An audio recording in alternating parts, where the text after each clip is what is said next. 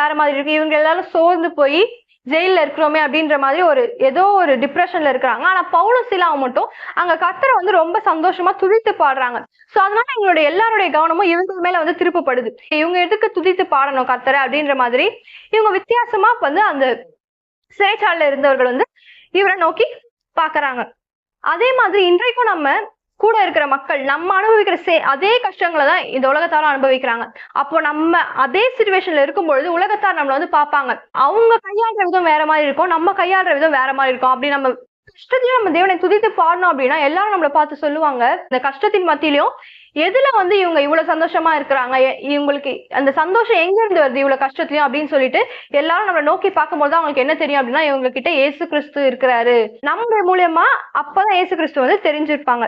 இப்ப அது போல கூட இருக்கிறவங்க எல்லாம் இவங்க பாடுறத கேட்டுட்டு இருக்கிறாங்க. என்ன ஆகுது அப்படின்னா, சிறைச்சாலையின் அஸ்திபாரங்கள்